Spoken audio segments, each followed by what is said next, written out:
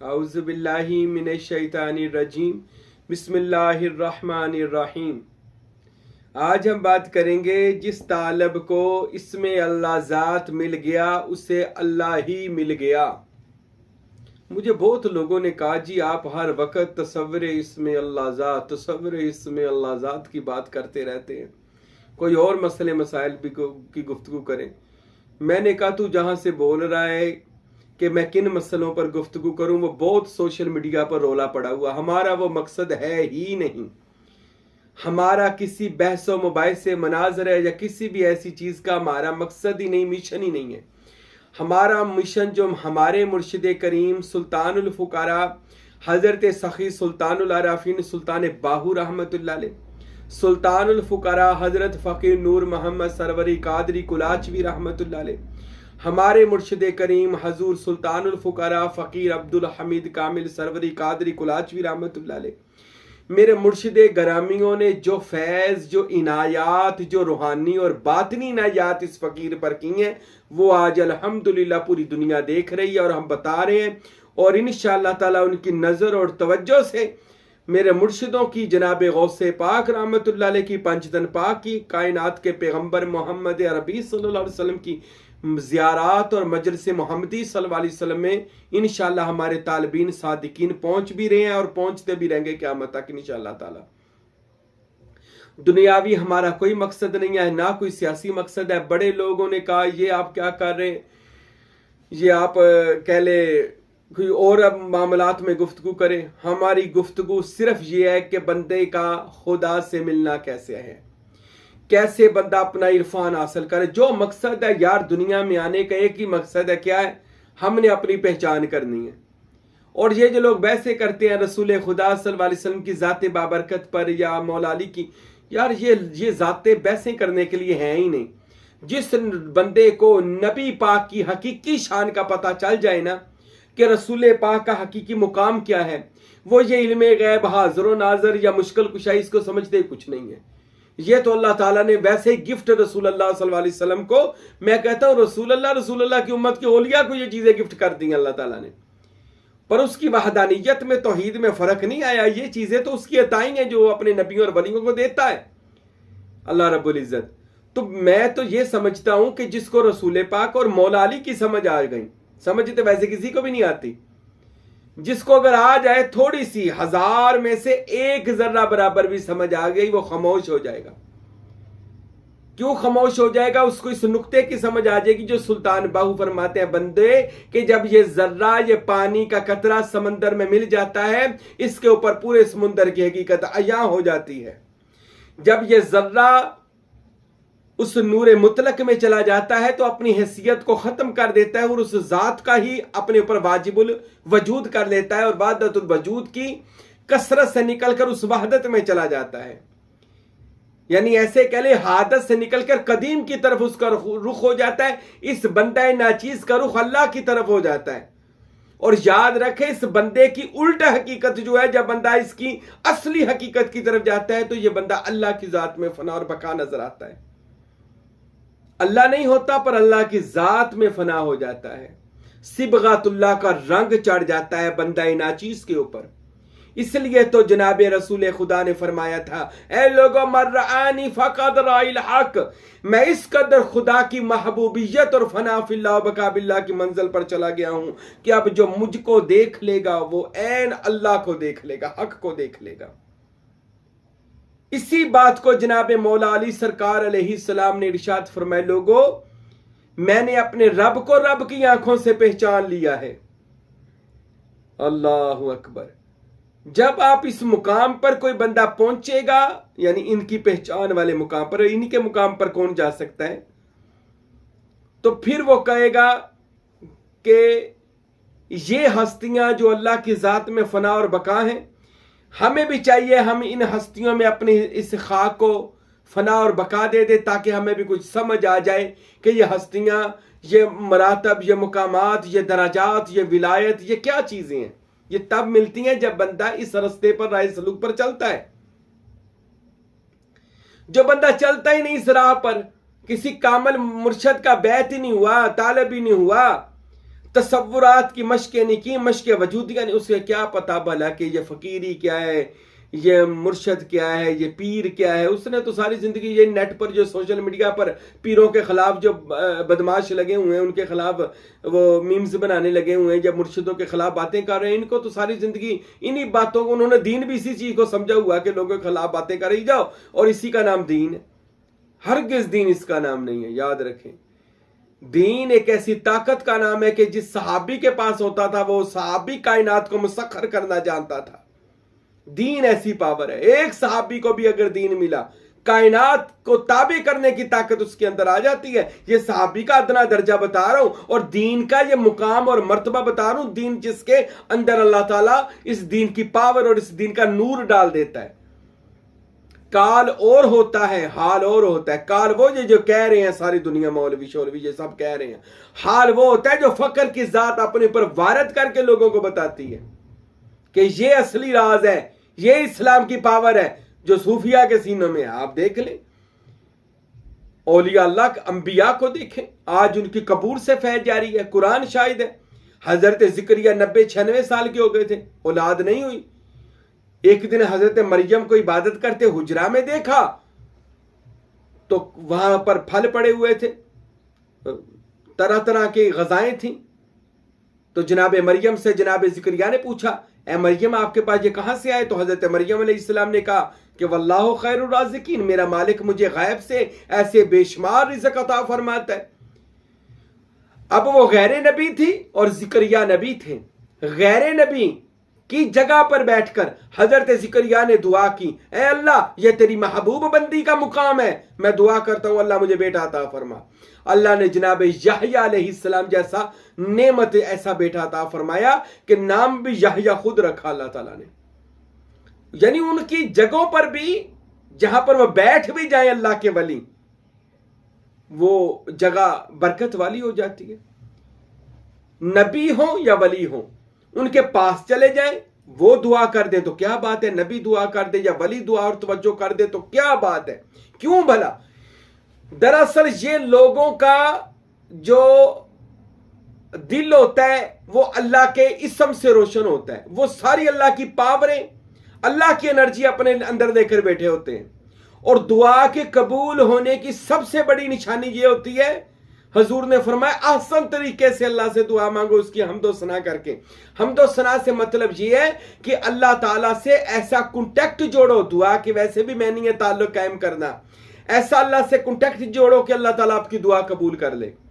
और जब अल्लाह से दुआ मांगते या अल्लाह मुझे फलां चीज अता फरमा, और ये दुआ की मैं आपको एक राज बताने लगा हूं, जो भी चीज आप अल्लाह से मांग रहे हैं कि या अल्लाह ये चीज मुझे जाहिर बातन हर जगह ये चीज मुझे अता फरमा, फिर ये दुआ करनी है कि तवज्जो साथ करनी है कि वो चीज आपकी तरफ आ भी रही है और वो चीज आपकी हो गई है, फिर वो आपके पास ही रही है, फिर पास ही रहेगी। इस सारी चीजों का जब आपने तसव्वुर करना है तो इंशाअल्लाह, क्योंकि आपने अपनी एनर्जी उसकी तरफ कर दी है, अब अल्लाह ताला की पावर उस बंदे के दिल में जाएगी और बंदे को आपके या उस चीज को आपके पास ले आएगी और वो हमेशा के लिए आपकी हो जाएगी। ये दुआ में आपने ख्याल भी करना है। ये दुआ का मादी और रूहानी भी मैं बताता हूं। मादी दुआ का जो क्या फायदा है, पूरी उसका ध्यान जमा करके या अल्लाह वो रिज़्क़ आ रहा है, फला बंदा मेरी तरफ आ रहा है, मेरा हो गया है, फला दौलत आ रही है, मैं दौलतमंद हो गया हूं, शोहरत आ रही है, मैं शोहरतमंद हो गया हूं, इज्जत आ रही है, मैं इज्जतमंद हो गया हूं।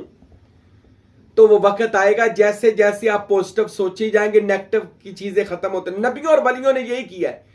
आज देखे मक्का शरीफ में चले जाए, जो दुआ मांगे वहां पर कबूल होती। क्या अल्लाह हर जगह नहीं है? हर जगह है।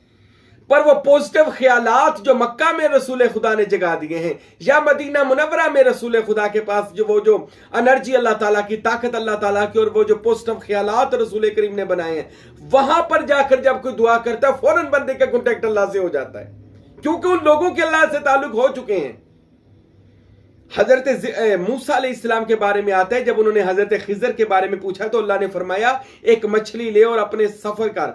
आप हजरत यूशा बिन नून के साथ सफर कर रहे थे और अल्लाह ने फरमाया जहां पर ये मछली जिंदा हो जाए समझ लेना मेरे वली का वहां पर डेरा है, वहां पर मेरा वली है। रस्ते में एक जगह इस तरह की आई कि वहां पर वो मछली जिंदा होकर तालाब में या नदी में गिर गई। हजरत जनाब मूसा ने हजरत यूशा बिन नून से पूछा वो मछली कहाँ गई? कहते जी वो तो जिंदा हो गई। फरमाया यही वो जगह है जहां पर उस अल्लाह के वली का आस्थाना है, डेरा है। फिर वहां पर हजरत खिजर से मुलाकात हो गई। पता ये चलता है जहां पर अल्लाह का वली हो, अल्लाह का प्यारा हो, उस जगह पर भी पहुंच जाया जाए तो वहां पर अल्लाह की ऐसी ताकतें, एनर्जियां, पावर अल्लाह की होती हैं कि मुर्दा मछली जिंदा। ये मिसाल दी है कि वहां पर जाकर आपके मुर्दा दिल जिंदा हो जाएंगे, आपकी वो दुआएं कबूल हो जाएंगी जो अभी तक मुर्दा पड़ी हुई हैं, कबूल नहीं हो रही। इसलिए आप चले जाए, किसी भी मजार पर चले जाए, ये दाता साहब चले जाए, बाबा फरीद साहब, सुल्तान बाहू साहब, अल्लाह की कसम मैंने देखा वहां पर रूहानियत की ऐसी। मैं सुल्तान बाहू रहमतुल्लाह अलैह ज़ियारत जाता हूं, लाहौर में हजरत मियाँ मीर पर बड़ा जाता हूं, हजरत बीबी पाक दामना लाहौर में बड़ा जाता हूं, दाता साहब भी बहुत जाता हूं, बाबा फरीद सरकारी मस्जिद मेन मज़ारात पर मैं बहुत जाता हूं। अल्लाह की कसम वहां पर देखता हूं तो ऐसे रूहानियत के कहले सिग्नल आ रहे होते हैं और ऐसी छमाछम अल्लाह की रहमतें बरस रही होती हैं। आप अगर हजरत बाबा फरीद जाएं तो वो बाबा फरीद रहमतुल्लाह अलैह के रोजे मुबारक की बाईं जानिब छोटी सी मस्जिद है, छोटी सी मस्जिद, जिसके बाद लिखा है मस्जिद औलिया अल्लाह। 1.25 लाख वलियों ने वहां पर नमाज अदा की है और वहां पर जाकर जो दुआ करते हैं लोग कबूल हो जाती हैं। हजरत सखी सुल्तानुल आरफीन के मजार मुबारक के आप अभी अंदर इंटर ही होते हैं और ऐसे लगेगा कब्र मुबारक से नूर के फुवारे निकल रहे हैं, नूर ही नूर, शुआएं नूर की शुआएं निकल रही हैं। हाँ, ये आप जाकर तो देखिए औलिया अल्लाह के मज़ारात पर। फ़कीर नूर मोहम्मद सरवरी कादरी कुलाचवी, फ़कीर अब्दुल हमीद सरवरी कादरी कुलाचवी, अरे मैं तो इन सब औलिया अल्लाह के मज़ारात पर गया और देखा कि वहां पर जाकर लोगों की दुआएं कबूल हो रही हैं। क्यों होती हैं? क्योंकि उनके पास अल्लाह की ताकत और पावर आ गई है। आइए हम दरबार सुल्तान बाहू से पूछते हैं, आरफों के बादशाह से, सखी सुल्तान बाहू, ये क्यों औलिया अल्लाह के पास ज़हनी भी सुकून होता है, कल्बी भी सुकून होता है, इनकी ज़ियारतें भी होती हैं, ये करामतें भी दिखाते हैं, इनकी कब्रों से भी फैज जारी होता है? तो सखी सुल्तान बाहू फरमाते लोगों इस वजह से कि उन्हें इसम के जरिए अल्लाह मिल गया है। जिसको इसमें अल्लाह जात मिल गया गोया उसको अल्लाह ही मिल गया। अपनी जिंदगियां आज से तसव्वुर मुर्शद, तसव्वुर इसमें मोहम्मद और तसव्वुर इसमें अल्लाह जात में गुजार दें। अल्लाह की कसम, अल्लाह की पावर, अल्लाह की ताकत आपके अंदर आना शुरू हो जाएगी। आपका दिल ऐसे इसमें अल्लाह जात के नूर से रोशन हो जाएगा। अब ये पावर जिस बंदे के अंदर आ जाए तो मुझे बताएं, क्या कोई दुनिया की पावर वो बाहर हो सकती है बंदे से? हर पावर बंदे के अंदर, ताकत, एनर्जी, कुव्वत, ताकत, नूर, शक्ति बंदे के अंदर अल्लाह ताला की आ जाएगी। ये बाकरामत वली अल्लाह बनेगा और ये शक्ति खत्म नहीं होती, बाद विसाल भी रहती है, कब्र में भी रहती है, हशर में भी रहेगी। क्यों? इसमें अल्लाह जात का नूर आ गया। ये तब कब मिलता है? जब बंदा इसमें मोहम्मद, इसमें अल्लाह जात का तसव्वुर अपने मुर्शद से लेता है और करता है। मुर्शद तो वो बना होता है। बहुत, मैं कहता हूं क्या बात है उस मुर्शद की, उस कामल पीर की, कि जिसका जिस्म ही इसम बन गया हो। अरे उसका जिस्म माले गनीमत है, उसका जिस्म अल्लाह के नूर का, फैज का समंदर है। उससे जाकर नूर हासिल करो, उससे जाकर फैज हासिल करो, उसकी समत भागते जाओ। उसके हाथ पांव, वजूद के हर हिस्से से अल्लाह ताला की निशानियां जाहिर होंगी। वो अल्लाह के नूर में गरक हुआ होगा। वो जब तक जिंदा है उसके पास दुआओं के लिए जाएं, बल्कि उसके पास बैठकर भी, उसको देखकर भी जो दुआ मांगोगे कबूल हो जाएगी। हम खाना काबा को देखकर कहते हैं जो दुआ मांगो कबूल हो जाती है। और रिसालत माब ने फरमाया लोगों सुनो, अल मोमिन अफजलुल काबा, जो मोमिन है वो तो काबे से भी अफजल है। अब जो वली अल्लाह है वो तो मोमिन से भी ऊपर होता है। तो उसको देखकर जो दुआ की जाए क्यों कबूल होती है? एनर्जी, ताकत, पावर, अल्लाह का नूर, पॉजिटिव रोशनियां उससे फूटती हैं, उनकी कब्रों से फूटती हैं, इसलिए दुआएं कबूल वहां पर होती हैं। इसलिए मुर्शद को लोग दामन पकड़ते हैं। क्यों? मुर्शद वो एनर्जी, वो पावर, वो पॉजिटिव ख्यालात, वो मस्बत ख्यालात अपने अंदर पैदा कर चुका है। यानी इसमें अल्लाह जात के, वो इसमें अल्लाह जात का इतना मुर्शद तसव्वुर कर चुका है कि अब उसका इसम, जिस्म इसम बन चुका है और उसका इसमें मुसम्मा पर अब ध्यान है और वो उसमें फना और बका है। और मुर्शद खुदा नहीं होता पर खुदा से जुदा नहीं होता। बाहू कहते हैं वो बाखुदा बन जाता है। फिर उसके जरिए जो दुआ की जाए कबूल होती है। ये इसम की पावर है, जिसको इसम मिल गया उसको अल्लाह मिल गया। ये सब औलिया अल्लाह को जितनी, ये आज लोग मैं सोशल मीडिया पर देखता हूं, कोई गौस पाक के खिलाफ बातें कर रहा है, कोई दाता साहब के खिलाफ बातें कर रहा है, कोई बाबा फरीद के खिलाफ बातें, कोई बायजीद बुस्तामी के खिलाफ बातें कर रहा है। मैं अल्लाह की कसम खाकर कहता हूं, ना तो दाता साहब को कोई फर्क पड़ेगा, ना मेरी बात याद रख लेना, गौस पाक को कोई फर्क पड़ना है, ना बाबा फरीद को। क्यों? उनके अंदर इसमें अल्लाह जात का नूर आ चुका हुआ है, उनको इसम के जरिए मुसम्मा मिल गया, अल्लाह मिल गया हुआ है। अब ये लाख रोले डालने, फतवे डालने, ये मर जाएंगे, मर गए मरदूद, ना इनका खत्म होगा ना दरूद, ये दुनिया से खन्नास हो जाएंगे, इनकी कब्रों के निशान मिट जाएंगे, इनकी नस्लें मिट जाएंगी। मैंने देखा है हजरत अली के खिलाफ बड़े लोग उठे थे, मर गए मरदूद। मौला हुसैन के खिलाफ बड़े लोग उठे थे, मुझे दिखाएं मौला हुसैन की शान कम हुई है? 12 इमामों को सूली पे चढ़ा के मारा गया, जिन्होंने मारा आज उनकी कब्रों पर कुत्ते भी नहीं जाते। औलिया अल्लाह पर बकवास करने वाले बड़े बड़े मौलवियों ने की, बड़े बड़े लोगों ने की, औलिया अल्लाह के खिलाफ साजिशें की, उनको मारने की, बदनाम करने की कोशिश किया, बना सारे मर गए, खत्म हो गए। औलिया अल्लाह की जात को न कल फर्क पड़ा ना आज। क्यों नहीं पड़ा? वजह क्या है? ये वजह तलाश करें। वजह इतनी सी है कि उनके पास अल्लाह के इसमें अल्लाह जात की पावर है। और हजरत सुल्तान बादशाह फरमाते, लोगों जान लो, जिनको इसम मिल गया उनको अल्लाह मिल गया, उनके पास अल्लाह है। इन्नल्लाह माल मुत्तकीन, अल्लाह कुरान में फरमाता है मैं बेशक औलिया के साथ हूं, मुत्तकियों के साथ हूं। अल्लाह उनके साथ है, वो हकीकी नेक लोग थे, हकीकी मुत्तकी लोग थे, अल्लाह उनके साथ है। आज उनके मज़ारात पर रश बढ़ता जा रहा है, दुआएं कबूल होती हैं, रूहानियत के सिग्नल मिलते, रूहानियत का फैज मिलता है, विलायतें मिलती हैं, ज़ियारात मिलती हैं, मुर्शद का दामन पकड़ने से जिंदगी बदल जाती है। क्यों? बंदा हकीकत में मोहम्मद सल्लल्लाहु अलैहि वसल्लम और अल्लाह के करीब पहुंच जाता है, इसमें मोहम्मद और इसमें अल्लाह ज़ात के करीब पहुंच जाता है, जब बंदा मुर्शद के पास पहुंच जाता है।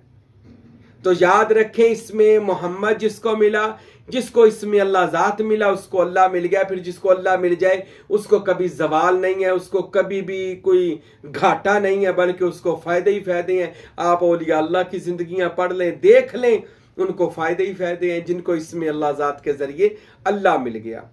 अल्लाह से दुआ है, अल्लाह हम सब के सीनों को इसमें मोहम्मद और दिलों को इसमें अल्लाह ज़ात के नूर से रोशन करे, और हमें भी औलिया अल्लाह के साथ रहने की तौफीक दे, क्योंकि उनके वजूद बा मुबारक से, वजूद मसऊद से नूर की शुआएं अल्लाह के वलियों से निकलती हैं, जिनके वसीला से बंदाए नाचीज़ के मुरीदों के गुनाह माफ़ होते हैं।